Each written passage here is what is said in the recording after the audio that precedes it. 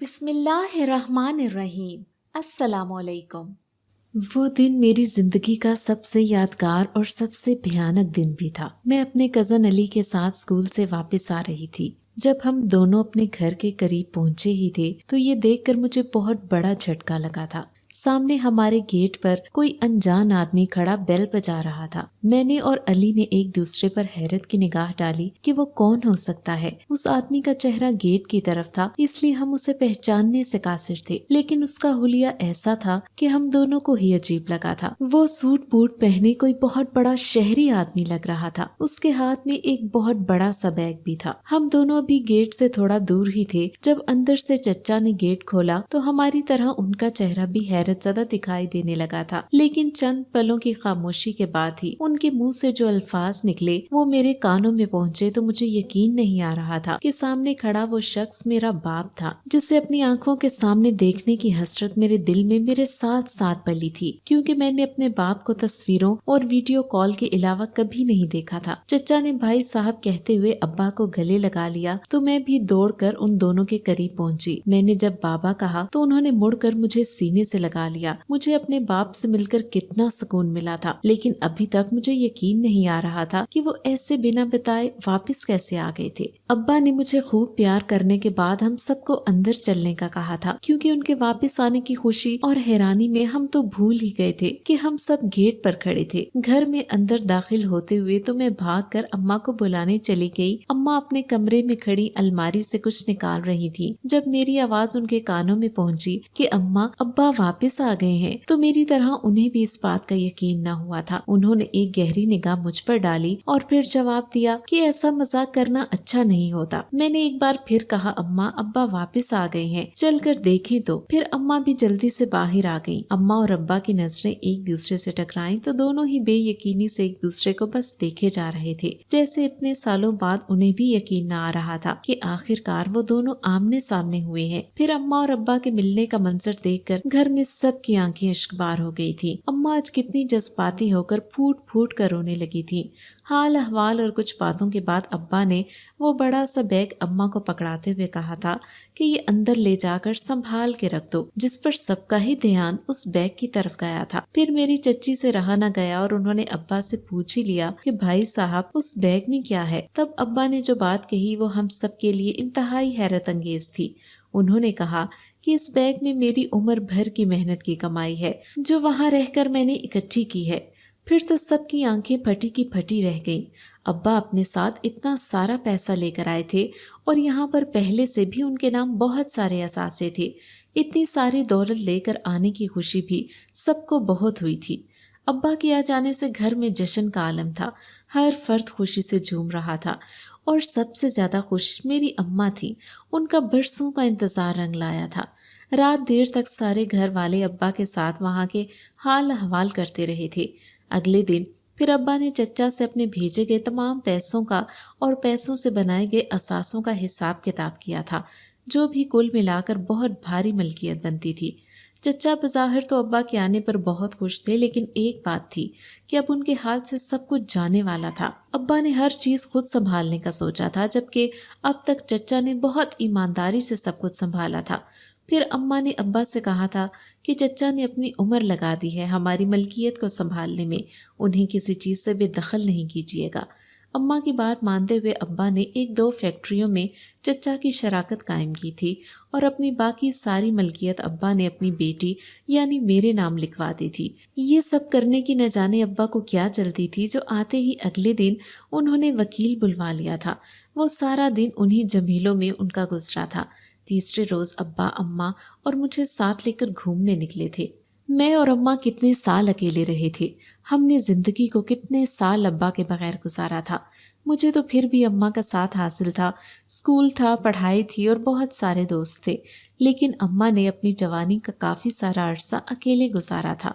میرے ابا شادی کے 2 سال بعد ہی باہر ملک چلے گئے تھے، کیونکہ انہوں نے اپنے خواب پورے کرنے تھے جو انہوں نے دولت کمانے اور امیر ہونے کے خواب دیکھے تھے۔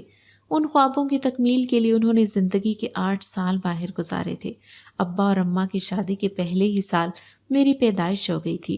پھر دوسرے سال میں ابا کا ویزا لگ گیا تو وہ اس وعدے پر اماں کو ایک بچی کی ذمہ داری سونپ کر اکیلا چھوڑ گئے کہ جلد ہی وہ انہیں بھی وہاں بلا لیں گے۔ دیکھنے کو تو اماں اکیلی بھی نہیں تھی، لیکن پھر بھی شوہر کا ساتھ کیا ہوتا ہے یہ تو ایک عورت ہی سمجھ سکتی ہے۔ گھر میں میرے چچا اور چچی ان کا بہت خیال رکھنے کو تھے، لیکن سارا دن گھر کی مصروفیات اور چہل پہل میں گزارنے کے بعد بھی اپنے کمرے میں جب اماں اکیلی ہوتی تو میں نے دیکھا تھا کہ وہ گھنٹوں ابا کی تصویریں تھام کر کبھی ان سے باتیں کرتی تو کبھی آنسو بہاتی تھیں۔ ابا ان سے کبھی کبھار فون پر بات کر لیا کرتے تھے اور ہر بار اماں کا یہی سوال ہوتا کہ وہ ہمیں کب وہاں بلائیں گے، اور ابا ہمیشہ ہی ٹال مٹول سے کام لیتے تھے۔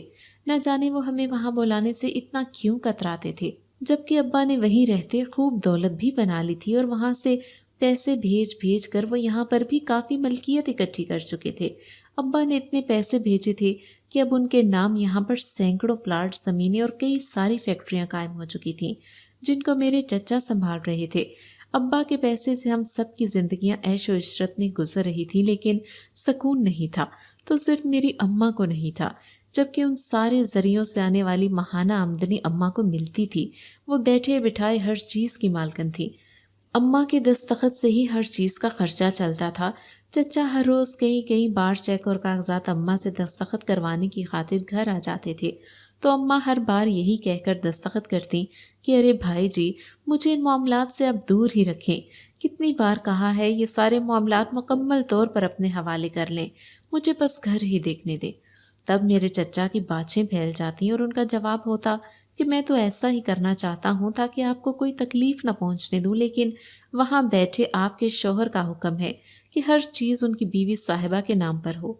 ابا کے ساتھ چند روز ہم نے بہت سکون سے گزارے، لیکن پھر نہ جانے کیسے پولیس کو ابا کی ملکیت اور باہر ملک سے لائے گئی دولت کی جانچ پڑتال کی ضرورت پڑ گئی۔ آئے روز پولیس والے ابا کا پوچھنے آنے لگے اور ابا پھر بھی یہ کہہ کر خود کو کہیں چھپ جاتے کہ ان کو ابا کے آنے کی خبر نہ دی جائے۔ یوں ایک ماہ ادھر ادھر چھپ چھپا کر گزر گیا، لیکن زندگی کا سارا سکون اور اطمینان اس خوف میں کھو چکا تھا کہ نہ جانے اگلا دن کیسا ہوگا۔ یہ بات پھر ابا نے خود ہی بتائی کہ انہوں نے باہر ملک بھی شادی کر رکھی تھی، لیکن اب ان کی دوسری بیوی کہ ان سے ہر وقت لڑائی جھگڑے نے انہیں تنگ کر دیا تھا، جس وجہ سے ابا وہ ملک چھوڑ آئے تھے اور اب یہاں پولیس سے چھپ کر زندگی گزار رہے تھے، ورنہ پولیس انہیں واپس بھیج دیتی یا ابا کی تمام دولت اس عورت کی ہو جاتی جس نے پہلے ہی ابا کو 8 سال تک ایک نوکر کی طرح استعمال کیا تھا۔ اس نے ابا کے خلاف چوری کا کیس ڈال دیا تھا جو کہ بالکل جھوٹا تھا۔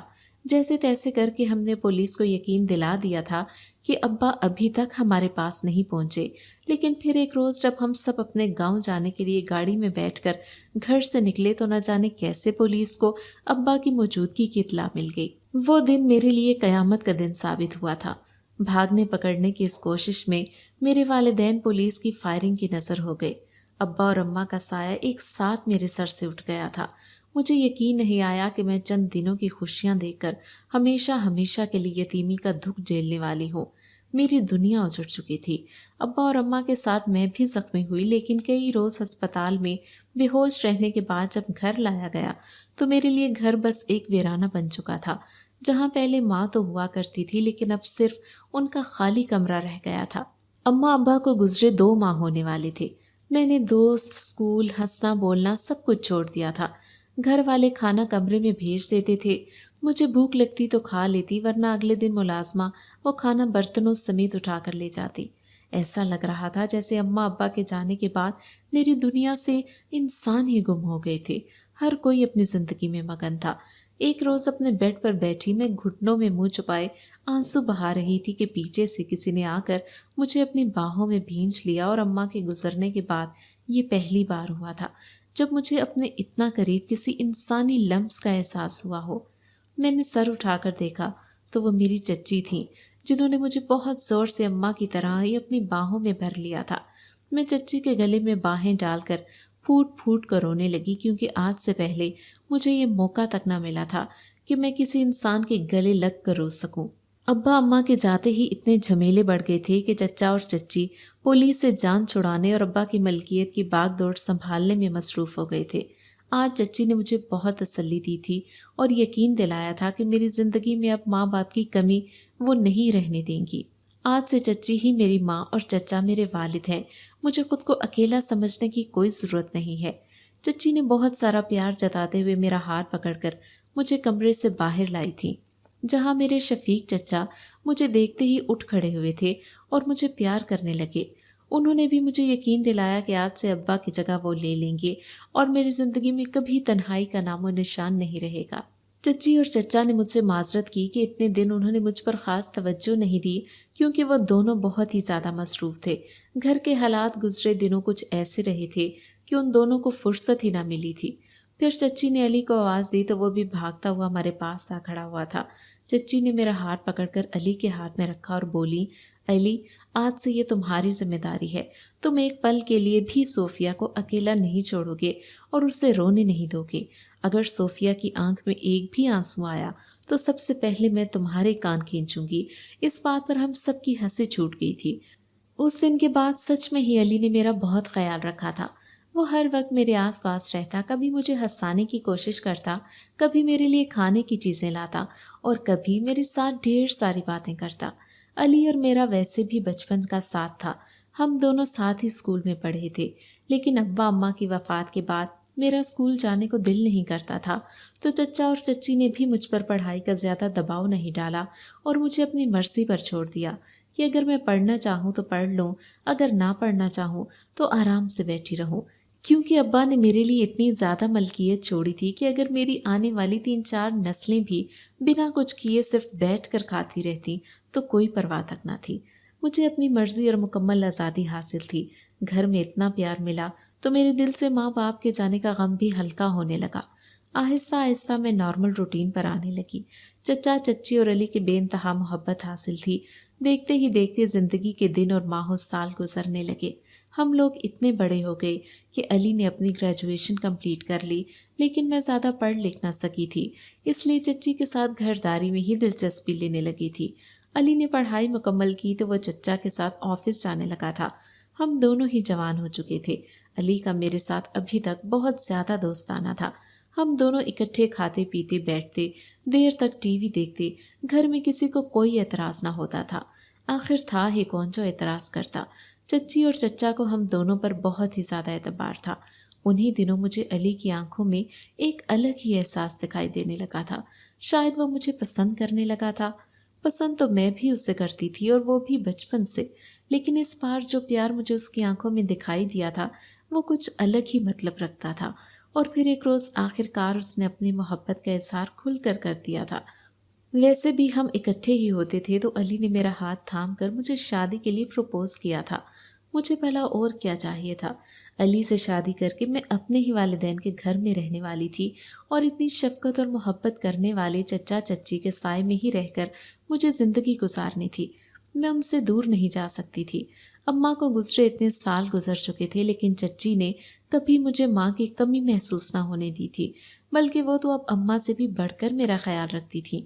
میں نے سوچا بھی نہیں تھا کہ زندگی میں مجھے اتنی محبت ملے گی۔ چچا چچی اور علی نے میری زندگی کو خوشیوں سے بھر دیا تھا۔ میں نے علی کی محبت کو دل سے قبول کر لیا تو جلد ہی اس نے اپنے والدین سے شادی کی بات کی۔ ہم دونوں کی محبت کا سن کر تو ان لوگوں کو بے انتہا خوشی ہوئی تھی، لیکن پھر بھی ایک روز چچا اور چچی نے میرے پاس آ کر مجھ سے میری رضامندی جاننا چاہی۔ چچی بولیں کہ بیٹی ایسا نہ سمجھنا کہ میں تمہاری چچی اور علی کی ماں ہوں۔ جب سے تمہارے والدین کی وفات ہوئی ہے میں نے تمہیں اپنی بیٹی کی نظر سے دیکھا ہے۔ بھلے علی میرا بیٹا ہے، اگر وہ تمہیں قبول نہیں ہوا تو میرا پورا ساتھ صرف تمہاری مرضی کے مطابق ہوگا۔ یہ سوچنا بھی مت کہ ہم لوگوں کا تم پر کوئی احسان ہے تو تم ہمیں اپنی مرضی سے آگاہ نہیں کر سکتی۔ تم بے فکر ہو کر اپنی رضامندی مجھے بتاؤ تو میں تمہارا رشتہ وہیں طے کروں گی جہاں اور جیسے تم چاہو گی۔ لیکن مجھے تو ایسے لگتا تھا دنیا میں چچا چچی اور علی کے علاوہ کوئی قریبی رشتہ دار دیکھا تک نہ تھا۔ مجھے جو بھی محبت حاصل تھی صرف انہی سے ملی تھی، اور علی سے بڑھ کر میرے لیے ہم سفر اور کون ہو سکتا تھا، جس نے بچپن سے ہی میرا ساتھ دیا تھا اور میرا اتنا خیال رکھا تھا۔ میرے دکھوں کے وقت میں علی نے مجھے اپنے پیروں پر کھڑا ہونا سکھایا تھا، اور اس کے لیے بھی میرے دل میں اتنی ہی محبت تھی، اس لیے میں نے جلد ہی چچی کو بتا دیا کہ میں بھی علی کو پسند کرتی ہوں۔ آپ بے فکر ہو کر ہم دونوں کا رشتہ طے کر سکتے ہیں۔ پھر تو میرے چچا چچی بے انتہا خوش ہوئے تھے اور جلد ہی ہمارے گھر میں شادی کی تیاریاں شروع ہو گئی تھیں۔ علی اور میری منگنی صرف خاندان کے لوگوں کو بتانے کی خاطر ہلکے پیمانے پر کی گئی تھی، لیکن ہم دونوں کی شادی کی تقریب کا بہت شاندار طریقے سے انعقاد کیا گیا تھا۔ میری چچی دن رات ایسے بھاگ بھاگ کر ہر تیاری میں مصروف رہتی تھیں کہ انہیں دیکھ کر مجھے یقین نہ آتا کہ یہ میری سگی ماں نہیں بلکہ میری چچی اور ہونے والی ساس ہیں۔ بہت سارے ہی ہمارے رشتہ دار شادی کے سلسلے میں گھر رہنے آئے تھے اور ہر کوئی چچی کے اس پیار اور خلوص کی داد دیے بنا نہ رہ سکا تھا۔ اس کے بدلے میں چچی کو اپنی تعریف تک سننا گوارا نہیں تھا۔ وہ سب سے یہی کہہ دیتیں کہ صوفیہ میری بیٹی سے بھی بڑھ کر ہے، اس لیے مجھے کوئی یہ نہ کہے کہ میں ماں سے بڑھ کر رہی ہوں، کیونکہ میں تو اس کی ماں ہوں، اور اس نکاح کے بعد ہم دونوں کا رشتہ اور بھی مضبوط ہونے والا ہے۔ پھر تو مجھے یہ ڈر بھی نہیں رہے گا کہ صوفیہ بیٹی کبھی مجھے چھوڑ کر جائے گی۔ یہ کہتے جب چچی مجھے گلے سے لگا لیتی تو مجھے دنیا بھر کا سکون چچی کے سینے پر مل جایا کرتا تھا۔ مجھے اپنے مقدر پر ناز ہونے لگتا کہ مجھے اتنا چاہنے والے ساس سسر اور بے انتہا محبت کرنے والا شوہر ملنے والا ہے۔ علی بہت ہی ہونہار لڑکا تھا۔ اس نے پڑھائی مکمل ہوتے ہی آفس کے سارے کام اپنے ذمے کر لیے تھے۔ کہنے کو تو ساری دولت میری تھی، لیکن اس میں لگنے والی ساری محنت میرے چچا کی اور ان کے بعد علی کی تھی، جس نے ہاتھ ڈالتے ہی سارے کاروبار میں 4 چاند لگا دیے تھے۔ میں نے بھی سوچ رکھا تھا شادی کے کاموں سے فارغ ہوتے ہی ہر چیز کا مکمل اختیار علی کو سونپ دوں گی۔ ابا نے ہر چیز کا اختیار اماں کے بعد میرے ہاتھ دیا تھا۔ ان لوگوں کے علاوہ میرا تھا ہی کون، اور ہر بار علی اور چچا کا مجھ سے یوں دستخط لینا اچھا نہیں لگتا تھا، اس لیے میں سارے حقوق اسے سونپ کر سکون کی زندگی جینا چاہتی تھی۔ بہت ہی شاندار طریقے سے ہمارا نکاح ہو گیا اور میں اپنے خوابوں کے شہزادے کی دلہن بن کر اپنے ہی گھر میں ایک کمرے سے دوسرے کمرے میں منتقل ہو گئی۔ مجھے جب علی کے کمرے میں اس کے بیڈ پر دلہن کے روپ میں بٹھایا گیا تو میں خود کو جنت کی وادیوں میں محسوس کرنے لگی تھی۔ مجھے اپنی خوش قسمتی پر یقین نہیں آ رہا تھا کہ یہ سب سچ ہو گیا ہے۔ میں ابھی انہی خیالوں میں بیٹھی تھی کہ کمرے کا دروازہ کھلا اور علی اندر داخل ہوا۔ اسے دیکھ کر آج مجھے کیسی عجیب شرم و حیا محسوس ہونے لگی تھی۔ یہ وہی علی تھا جس کے ساتھ میں نے بچپن سے اپنی ہر بات شیئر کی تھی، لیکن آج کی اس رات نہ جانے کیا عجیب تھا کہ مجھے علی سے اتنی حیا محسوس ہونے لگی تھی۔ وہ پاس آ کر میرے سامنے بیٹھ گیا تو بے حد شرم و حیا کے باوجود میں اپنی نظروں کو قابو نہ کر سکی اور میری آنکھیں ایک ٹک اسے دیکھنے میں مصروف ہو گئیں۔ اس کی آنکھیں بھی مجھ پر جمی ہوئی تھیں۔ ہم دونوں ہی بے یقینی کے ساتھ ایک دوسرے کو دیکھ رہے تھے کہ ہمارا رشتہ بدل گیا ہے۔ علی نے کچھ بھی کہنے سے پہلے سائڈ ٹیبل پر رکھا ہوا دودھ کا گلاس اٹھایا تو مجھے تھوڑی حیرانی ہوئی، اسے اتنی بھی کیا چلتی تھی دودھ پینے کی، لیکن میری سوچ کے برعکس اس نے دودھ کا گلاس اٹھا کر میرے سامنے پیش کر دیا۔ میں نے ہنس کر کہا، ارے یہ دلہا کے لیے رکھا گیا دودھ ہے۔ اس نے مسکراتے ہوئے کہا کہ صوفیہ، یہ میرا تم سے وعدہ ہے، زندگی میں میری ہر چیز پر پہلا حق تمہارا ہوگا۔ مجھے اس کے پیار پر مان ہونے لگا اور میں نے وہ گلاس لے کر آدھا دودھ پی لیا اور آدھا اس کے سامنے پیش کرنے لگی تو اس نے پھر اپنے ہاتھ سے وہ بچا ہوا دودھ بھی مجھے پلا دیا، لیکن دودھ کا آخری گھونٹ میرے حلق سے اترنا تھا کہ میری طبیعت بگڑنے لگی۔ ایسا لگا کہ کسی نے میرا گلا زور سے دبا لیا ہو۔ میری سانس نہ اندر جا رہی تھی نہ باہر آ رہی تھی، بیچ میں ہی اٹک کر رہ گئی تھی اور مجھے اپنے پیٹ میں شدید درد محسوس ہونے لگا۔ میں تکلیف کے باعث تڑپنے لگی، لیکن علی کے چہرے پر نظر گئی تو اس کی آنکھوں میں مجھے شیطانی چمک دکھائی دینے لگی۔ وہ مجھے تڑپتا دیکھ کر زور زور سے کہکہے لگانے لگا اور بولا کہ صوفیہ، میری سالوں پرانی مراد آج پوری ہونے والی ہے۔ تم کیا سمجھتی ہو میں تم سے محبت کرتا تھا؟ ہرگز نہیں۔ میں تو دل و جان سے ایک اور لڑکی کو چاہتا ہوں، صرف اور صرف اپنی ماں کے کہنے پر تمہیں دولت کی لالچ میں آ کر اپنی دلہن بنایا ہے، اور آج ہماری شادی ہو جانے کے بعد جب تم مر جاؤ گی تو تمہاری تمام تر دولت کا مالک میں بن جاؤں گا اور اپنی محبت کو بھی حاصل کر لوں گا۔ لیکن اب مجھے علی کے ان الفاظ سے کوئی فرق نہیں پڑ رہا تھا، کیونکہ میں اپنی ہی تکلیف سے تڑپ رہی تھی اور نہ جانے کب تڑپتے تڑپتے میری آنکھیں بند ہو گئیں۔ اس کے بعد میرے ساتھ کیا ہوا مجھے کچھ پتہ نہ لگا۔ لمبی بے ہوشی کے بعد مجھے ایک بار پھر اپنے پیٹ میں اٹھتی درد کی ٹیس محسوس ہونے لگی اور تھوڑا ہوش میں آنے لگا۔ بہت ہی زیادہ کمزوری کے باعث مجھ میں اتنی جان تک نہ تھی کہ آنکھیں کھول کر دیکھ سکوں کہ میرے آس پاس کیا ہو رہا ہے۔ لیکن میں اتنا سن کر محسوس کر سکتی تھی کہ میرے ارد گرد بہت سارے لوگ جمع ہیں، اور پھر مجھے احساس ہو گیا کہ مجھے مردہ تسلیم کر لیا گیا تھا۔ شاید یہاں پر میرا جنازہ پڑھا جا رہا تھا۔ تھوڑی ہی دیر بعد میرے کانوں میں علی کی آوازیں پڑنے لگیں۔ وہ بہت زیادہ رو کر بینڈ ڈال رہا تھا کہ میری دلہن کو مجھ سے دور مت لے کر جاؤ۔ پھر سنتے ہی سنتے اس کی آوازیں مجھے دور ہوتی محسوس ہونے لگیں، شاید مجھے اٹھایا جا رہا تھا۔ میرے آس پاس کلمہ طیبہ بلند آواز میں پڑھا جانے لگا تو مجھے یقین ہو گیا کہ یہ لوگ مجھے مردہ جان کر دفنانے جا رہے تھے۔ اب میرے دل میں عجیب ہلچل ہونے لگی، لیکن آنکھیں کھولنے اور کچھ بولنے تک کی جان مجھ میں نہیں بچی تھی۔ پھر دل ہی دل میں اپنی ساری ہمت اکٹھی کر کے میں نے ایک زوردار چیخ ماری کہ میں زندہ ہوں، اور چیخ کے ساتھ ہی میری آنکھیں بھی کھل گئیں۔ تو سچ میں ہی مجھے دفنانے قبرستان لایا گیا تھا۔ وہاں پر لوگوں کا بڑا ہجوم موجود تھا، جہاں سے پھر فوراً مجھے ہسپتال پہنچایا گیا۔ ڈاکٹروں نے میرے زندہ ہونے کی تصدیق کر دی اور جلدی سے علاج شروع ہو گیا۔ میرے پیٹ میں زہر کے اثرات ہونے کی وجہ سے میرا کیس پولیس کے ہاتھ چلا گیا، اس لیے ہسپتال میں میرے بالکل ٹھیک ہونے تک کسی رشتہ دار کو میرے پاس نہ آنے دیا گیا۔ میں جب ہوش میں آئی تو پولیس کو اپنے بیان میں علی کی ساری حقیقت بتا دی، کیونکہ مجھے زہر دینے کے بعد مجھے تکلیف میں تڑپتا دیکھ کر وہ اپنی اور اپنے والدین کی ساری حقیقت میرے سامنے اگل چکا تھا، اور پھر مجھے سمجھ آ چکی تھی کہ اسی لیے ابا نے ان لوگوں کو کسی چیز کا اختیار نہیں سونپا تھا۔ میں شاید ان لوگوں کی غلطی معاف بھی کر دیتی، لیکن جو تکلیف میں نے خود کو قبر میں اترتے وقت محسوس کی تھی اس کو میں کبھی نہیں بھول سکتی تھی۔ اس لیے میں نے ان تینوں کو سلاخوں کے پیچھے بھیج دیا تھا اور اپنی زندگی اپنے طریقے سے گزارنے لگی تھی۔ اس واقعے کے بعد میں نے خود کو بہت مضبوط کر لیا اور سب کچھ بھول کر آگے بڑھنے لگی تھی۔ اگر آپ کو ہماری آج کی کہانی پسند آئی ہے تو ویڈیو کو لائک کیجیے، اور اگر آپ ایسی ہی دلچسپ کہانیاں سننا پسند کرتے ہیں تو ہمارے چینل کو سبسکرائب کیجیے۔ ملتے ہیں کل ایک نئی دل کو چھو جانے والی کہانی کے ساتھ۔